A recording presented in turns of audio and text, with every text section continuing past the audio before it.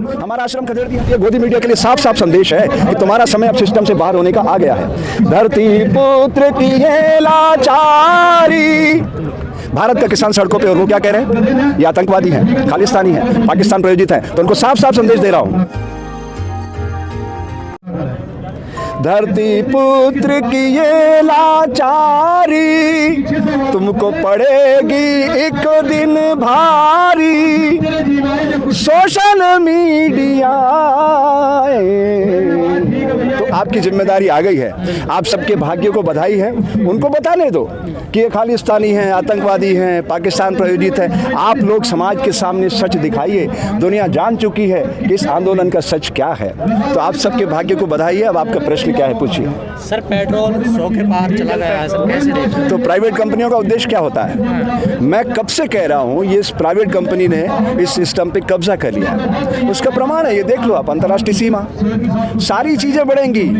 किसान का गेहूं 20 रुपए में बिकेगा, वापसी हमें 100 रुपए में मिलेगा। समझिएगा, इस सारे प्लेटफॉर्म जितने भी हैं, सबका हाल यही होने वाला है। 50 रुपए का प्लेटफॉर्म टिकट। लेकिन सर, जनता तो खामोश है ना। फिर वही बात है, बस जनता बोले तो किसके सामने बोले? प्राइवेट कंपनी अंदर करा देती है झूठे मुकदमे बना के। जो एक्टिविस्ट है, जो समाज सेवी है, जो सामाजिक कार्य करता है, उनके साथ क्या हो रहा है बताइए। आप प्रैक्टिकली जमीनी धरातल पर देखिए कि इस देश में हो क्या रहा है। खून की नदियां बहा रहे हैं ये लोग। ये लोग तो आप भी उठा रहे हैं ना। नहीं, हमारे एक बात बताइए, अकेला चना भाड़ फोड़ सकता है क्या? आप बताइए, इसे सेफ्रॉन कलर के कितने लोग आपको दिखते हैं? मैंने कम से कम अपने 200 मित्रों को फ़ोन करके कहा कि आप लोग आइए। मेरे मित्र कौन होंगे? साधु समाज से आता हूँ मैं, तो साधु ही होंगे ना। 200 मित्रों को मैंने फ़ोन किया कि आप लोग आओ। वो डर रहे, क्यों नहीं आ रहे? हमारा आश्रम खदेड़ दिया, कंप्यूटर बाबा का आश्रम खदेड़ दिया। ये तो देखो, कांग्रेस तो चोर थी, कांग्रेस चोर थी। लोग जागते थे ना तो भाग जाते थे। ये तो डकैत है, आप उठ जाओ तो गोली मार देते। ये सारी एजेंसियों का दुरुपयोग कर रहे हैं। लेकिन मैं आपके भाग्य को बधाई देता हूँ, उस समय आ गया है। आप लोग जागो, समाज को जगाओ। भारत में सच्चे लोकतंत्र का उदय होगा, ये निश्चित मानिए आप। देखिए, अंधेरा कितना भी घना हो, सूर्य आता है। प्रकृति का तो एक साइकिल है, उस साइकिल को दुनिया में कोई नहीं बदल सकता। ये लोग इंसान बन के आए थे, लेकिन इनके शरीर में पशु प्रवेश कर गए। मैं योग विषय का विद्यार्थी हूँ। जब मैं उन पशुओं की इनको ट्रेनिंग देता हूँ, वो ट्रेनिंग उनमें स्टिल्ड हो गई, मतलब रुक गई है। जैसे नरेंद्र मोदी के अंदर क्या हुआ, एक सांप प्रवेश कर गया, उसका नाम है माम्बा, दक्षिण अफ्रीका में पाया जाता है। वो पूरा का पूरा खड़ा हो जाता है और स्प्रे करता है पॉइजन को, आंखें अंधी कर देता है। तो नाग कंपनी का पहला स्वर क्या है? एन, नरेंद्र। फिर दूसरा है अमित, उसके शरीर में तो कोबरा है।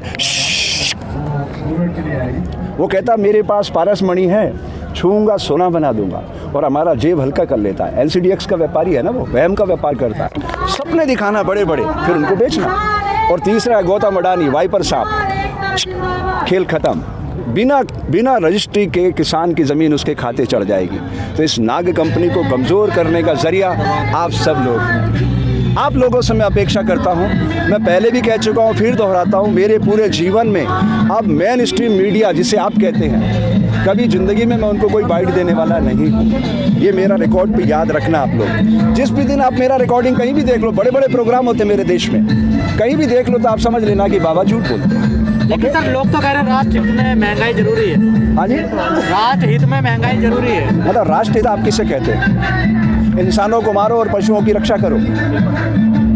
राष्ट्रहित इसे कहते हैं आपकी सिर्फ एक ही रंग इस दुनिया में रहेगा, सेफ्रॉन कलर, सिर्फ सूर्य रहेगा।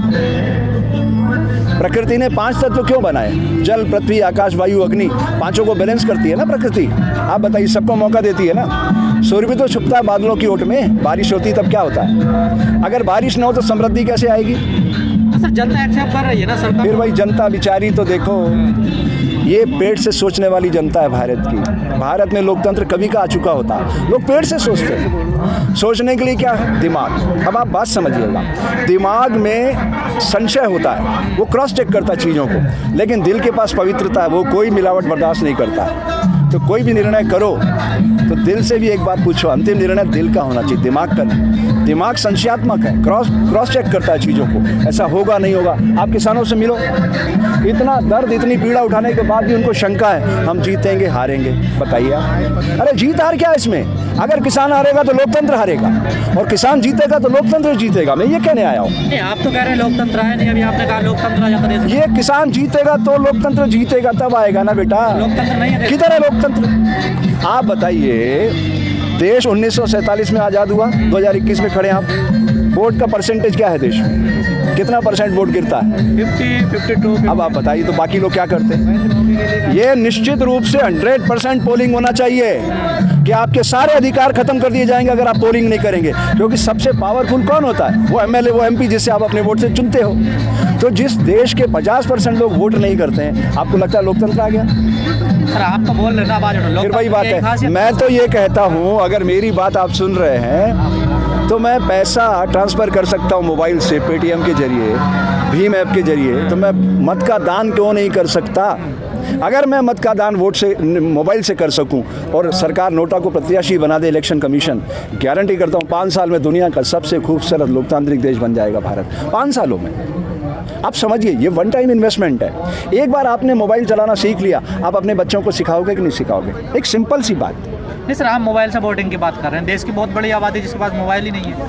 वन टाइम इन्वेस्टमेंट है ना, हम अरबों रुपए खर्च करते हैं ना चुनाव पे, वो सब बचेगा ना बेटा। पे भी आरोप लगने लगेगा। किस चीज़ का? किस चीज़ का? आप एक बात सुनिए, जब हमारे पास ये टाइमिंग सिर्फ 10 मिनट होगी, क्या कर लोगे आप? और सुनो, एक सेकंड, अभी आप मोबाइल पे, अभी स्क्रीन टच है ना, आपका ये उंगली टच होता करता है, अगर आई बॉल टच करेगा तो क्या होगा? जनरेशन 6 का जो मोबाइल आएगा, आपको हाथ लगाने की जरूरत भी नहीं है, आपकी आई बॉल से चलेगा वो।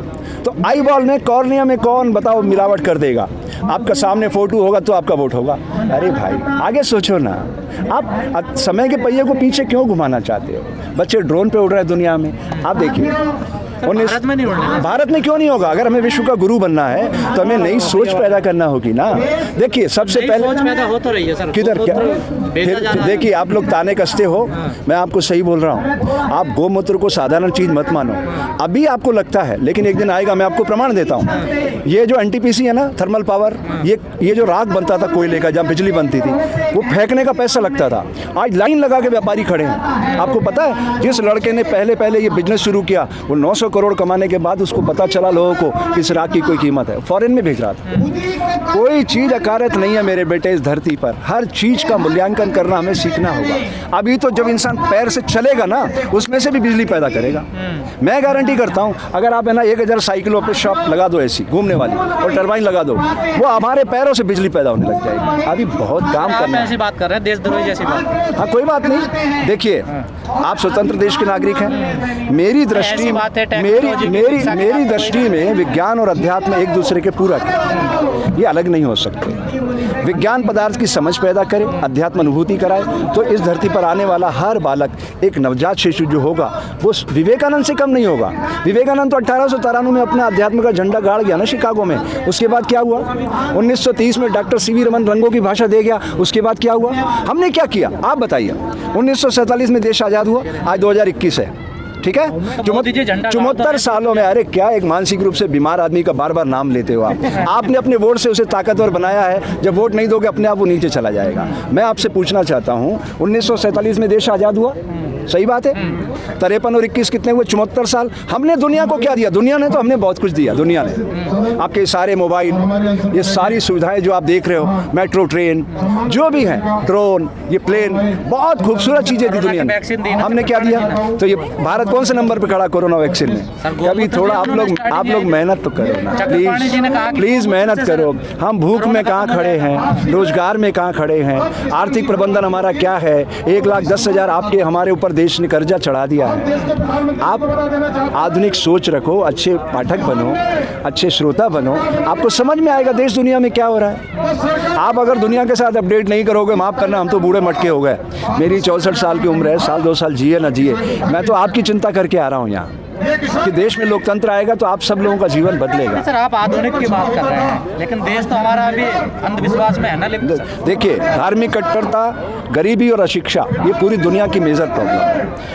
हमारे प्रतिनिधि जीवन के बुनियादी हक कब डिलीवर करेंगे, इसके बारे में कोई बात आप लोग करते हैं? बिजली, सड़क, पानी, चिकित्सा, शिक्षा। अब यहाँ देखिए, अभी आंदोलन चल रहा है, समझिएगा, इनके पास बिजली कहाँ से आएगी? इनको टेम्परेरी मीटर लेना पड़ेगा ना।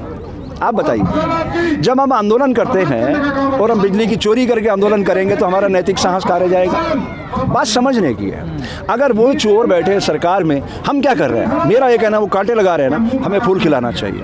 अब ये गोदी मीडिया को ये बाइकाट करते हैं, मेरा कहना बाइकाट मत करो। मैंने आपको प्रारंभिक चरण में उनका गीत सुनाया, उनके सामने खड़े होकर उनकी आरती उतारो। तो आप भी तो बाइकआउट कर रहे हैं, आप भी तो बाइट नहीं देते। मैंने क्या कहा? आपने कहा मैं बाइट नहीं दूंगा कोई गोदी मीडिया। बाइट नहीं, क्यों नहीं दूंगा? उसकी वजह समझो बेटा, कट पेस्ट का ज़माना है। वो मैं कुछ बोलूंगा, वो बताएंगे कुछ, तो मेरा भावी खत्म हो जाएगा ना। इतनी न्यायप्रियता तो आप लोगों में है ना। तो इनको भी है किसान, किनको? तो इनको नहीं देना चाहिए। मैं तो कह रहा हूँ, मैंने सिंगू बॉर्डर पे पहले दिन मंच पे बोला था कि आप लोगों से मेरी प्रार्थना है, अगर आप लोग चाहते हैं इस आंदोलन को जीतना, तो पहली लड़ाई तो आपकी जो नैरेटिव चला रहा है ये गोदी मीडिया, इसको बाइट देना बंद करो। ठीक है, आप चाहते हो आपका चेहरा दिखे, आप सोशल मीडिया के जरिए दिखाओ ना दुनिया को चेहरा। वो मीडिया सिर्फ उनकी प्रेजेंट इतनी ही रखता है कि उनके जरिए वो इनको आरोपी सिद्ध कर सके, और कर दिया उन्होंने ये प्रमाणित कर दिया कि खालिस्तानी आतंकवादी है, पाकिस्तान प्रायोजित है। 26 जनवरी को क्या किया उन्होंने? लाल किले की प्राचीर के इर्द गिर्द जो घटना हुई, उसका नैरेटिव देश में क्या चलाया उन्होंने? सरकार जो चाहती थी वही चलाया ना। अभी सारे चैनल क्या चला रहे हैं? आप देखिए क्या बना रहे हो। स्वामी जी, जब आप मतलब यहाँ पर राजनीति की बात करते हो, तो जिस तरह से पंजाब में रिजल्ट आया, इसे आप कैसे देखते हो? देखो बेटा, एक चीज़ बताऊं मैं, चुनावों का एक समीकरण होता है। छोटे चुनाव में स्थानीय लोग होते हैं, स्थानीय समस्याएं होती हैं, नालियाँ साफ करना, ये। फिर उसके बाद एमएलए होता है, पूरी विधानसभा देखता है। फिर एमपी होता है, पूरा संसदीय क्षेत्र देखता है। एमपी कहाँ बैठता है? दिल्ली में। एमएलए कहाँ बैठता है? अपने अपने प्रदेश की राजधानी में। तो सबका अलग अलग स्टेटस है। उसी में मतलब बीजेपी की एक पहला जो वीडियो सोशल मीडिया पर वायरल हो रहा है, उसका कहना है मेरे घर में 20 सदस्य थे लेकिन 9 वोट मिले हैं। मतलब वहाँ ईवीएम में घपला बताया गया, और आप कह रहे हो कि मोबाइल से वोट पड़ना चाहिए। नहीं, मैं यही तो कह रहा हूँ मेरे बेटे। देखो, ये सारी चीज़ें होंगी, गलतियाँ होती रहेंगी। गलतियाँ सुधारना मानवता है, दोहराना पशुता है। गलतियाँ होंगी। देखिए, थॉमस अल्वा एडिसन का नाम सुना है आप लोगों ने? कितनी गलतियाँ करी उन्होंने, और जगत को उन्होंने क्या दिया? कृत्रिम रोशनी, प्रकाश, बल्ब। अनगिनत असफलताओं के बाद वो दुनिया को खुशहाली दे गया ना। आप रात में भी जाग सकते हो, नहीं तो जागने का अवसर था। एक थॉमस अल्वा एडिसन दुनिया को प्रकाशित कर सकता है। हमारा युवा भारत है, अगर इनको प्रशिक्षित किया जाए तो ये नौजवान सारी दुनिया की लीडरशिप कर सकते हैं। वही तो कर रहे हैं मोदी जी, आत्मनिर्भर बना तो फिर उन्हीं का नाम आपको इस देश में, और सुंदर पिचाई का नाम लेते नहीं आता आपको कि 5 करोड़ कमा रहा है वो गूगल कंपनी में जाके? आपको बिल गेट्स का नाम याद नहीं है? कमला हैरिस का नाम याद नहीं है? दुनिया एक ग्लोबल विलेज बन चुकी है। अगर आपको उनमें से भी नाम लेते तो नितिन गडकरी का नाम लो, जो विज्ञान और अध्यात्म को मिला के अपनी बात कहता है। और लोग नहीं दिखते आपको। एक ही आदमी दिखता है आपको, वो कहता है कि मुझे वोट करो, और आप लोग उसी के पीछे पड़ जाते हो। मैं 1000 बार बोल चुका हूँ, वो मानसिक रूप से बीमार आदमी है, इसको अच्छी चिकित्सा की जरूरत है। वो नरबक्षी है, वो चरित्रहीन है। क्या क्या आरोप लगाऊं बताओ आप? प्रदीप शर्मा नाम का कलेक्टर जेल में सड़ रहा है, ये नया आरोप है मेरा। प्रदीप शर्मा की PIL चल रही है सुप्रीम कोर्ट में, वो जेल में पड़ा हुआ गुजरात के अंदर। एक top class IAS Pradeep Sharma, जिसने इसके अवैध संबंध देख लिए थे लड़की के साथ, वो आज तक जेल में सड़ रहा है। आप उसकी बात कर रहे हो, मैं आज आरोप लगा रहा हूँ। अरे आपके विधायक कपिल मिश्रा ने जो कहता था गोली मारो गद्दारों को, उसने विधानसभा के अंदर खड़े होकर प्रमाण दिए थे। महापुरुष बता दिए मोदी जी को। यार फिर वही बात है। देखिए, ये जो पिक्चरों वाले होते हैं ना, वो कौन, वो है ना इनका बीजेपी का, क्या नाम है, पंजाब से जो MP है, क्या नाम है उसका? सन्नी देओल। उसका हाथ कितना, वो कितने वजन का हाथ था उसका? कहाँ खो गया वो है? वो अपने साथी के लिए क्या कह रहा है? सिद्धू से मेरी कोई जान पहचान नहीं। अरे भैया, गिरगिट से तेजी से रंग बदलते हैं राजनीतिक लोग, और वो तो है ही रियल लाइफ का आदमी। इनको ट्रेनिंग होती है कैमरे के सामने एक्टिंग करने की। नाना पाटेकर हमारे दोस्त आदमी है, समझिएगा। वो दिल से ये कोई बात है? लोग कह रहे हैं कि टिकैत साहब के बीजेपी से अच्छे संबंध। देखिए, क्या माना जाए इसको? व्यक्तिगत संबंध किसी से होना कोई बुरी बात नहीं। चाहे राकेश जी टिकैत हो, राजेवाल साहब हो, चड़ूनी जी हो, ये किसानों को रिप्रेजेंट कर रहे हैं। इनका धर्म क्या है? किसानों के हक की बात। सबसे मिलेंगे ना, ये मिलने में क्या रुकावट है? सारी लड़ाई विचारों की है। तो सनी देओल भी तो चुनाव लड़े, कोई भी कैंपेन कर सकते, किसी को भी हायर कर सकते चुनाव लड़े। अच्छा, हायर किया गया, आप ये कह रहे हो? तो हायर करने वालों को मतलब ये कहते हो आप कि ऐसे साथ बैठा के कंधे पे हाथ रख के और प्रधानमंत्री कार्यालय तक घर पे ले जाते हैं 7 RCR में, तो फोटो खिंचवाते हैं। और प्रधानमंत्री रोड छाप आदमी के आप 7 RCR में घुस जाओगे और फोटो खिंचवा लोगे? क्या बच्चों जैसी बात करते हैं आप? सांसद के साथ गए ना सर? तो सांसद किसी को भी ले जा सकता है, किसी अरे गहरे को। कैंपेन के मैन वो अरे प्रधानमंत्री समझते हो आप, मिलता उसके पहले आपका आईवी पूरा प्रोटोकॉल चेक करता है कौन आदमी जा रहा अंदर। मजाक समझ रहे हो क्या आप? मैं यहाँ आ रहा हूँ ना, मेरा सारा रिकॉर्ड आईवी में ट्रैक हो रहा है, यहाँ बोल रहा हूँ, वो वहाँ बैठ के सुन रहे हैं दिल्ली में कि मैं क्या बोल रहा हूँ। उन सबको पता है कि मैं नरेंद्र के खिलाफ कब कब क्या क्या शब्द बोला हूँ, लेकिन मैं चाहता हूँ कि मेरा पुराना साथी नरेंद्र मोदी एक बार जाके रिपोर्ट कराए मेरे खिलाफ। मुझे इंतज़ार है उस दिन का। और ये बोवड़े जो चीफ जस्टिस है ये भी जाके रिपोर्ट कराए, मुझे इंतज़ार है उस दिन का। हंसते हंसते जेल जाऊंगा मैं तो जेलों में ही काम करता हूँ। मेरा एक प्रोग्राम चलता है अपराध से अध्यात्म की ओर। जिस दिन जाऊंगा उस दिन न्यायालय से कहूँगा भैया जितनी सज़ा देना है, आजीवन कारावास, फांसी लटकाना लटकाओ, देर नहीं। और आजीवन कारावास तो आज से मेरा काम, मैं योग इंस्ट्रक्टर हूँ, मेरा काम शुरू जेल में, काम खत्म। मुझे तो यहाँ भी काम करना है, वहाँ भी काम करना है। रोटी वहाँ भी मिलेगी, रोटी यहाँ भी मिल रही लंगर में, वहाँ भी बढ़िया रोटी मिलेगी। सब बच्चे मेरी सेवा करते हैं जेलों में, मुझे किस चीज़ का डर है? हाँ, अगर वो गोली मारेंगे तो मैं भगत सिंह बनूंगा। मेरे सारे विचार समाज फिर सुनेगा कि यूट्यूब पर ये बाबा क्या बोलता था। तो मुझे इंतज़ार है कि वो अपने जो बीएसएफ पे डीजी बैठा रखा उसने राकेश अस्थाना को 50 इनमें से कोई नकली पाकिस्तानी बना के गोलियां बरसाओ। भाई आपको तकलीफ है, ये लोग आपको आगे नहीं बढ़ने दे रहे। एक्सपोज हो चुके हैं ये लोग, इनकी सारी रणनीति खुल चुकी है, तूफान आ चुका है अंदर ही अंदर, आपको नहीं दिख रहा है। थोड़े दिन देखिए आप, अगर मेरे किसानों ने 3 चीज़ें कर ली, इस सोशल मीडिया को उठा दिया, मेन स्ट्रीम मीडिया का कट पहला, और दूसरा इसको भारत के किसान का आंदोलन बना दिया, और तीसरा अगर इन्होंने संसद की तरफ कूच किया महात्मा गांधी की तरह प्रेम के गीत गाते हुए। महात्मा गांधी की प्रार्थना में इतना बल था कि दुनिया को हिला सकते थे। आज वो प्रार्थना सुना के मैं अपनी बात समाप्त करूँगा। वैष्णव जने तो जने कहिए, पीर पराई जाने रे, पर दुखे उपकार करे, मन अभिमान ना आने रे। जिस राम की दुकान चला रहे हैं ना, वो राम महात्मा गांधी कैसे प्रकट करते थे?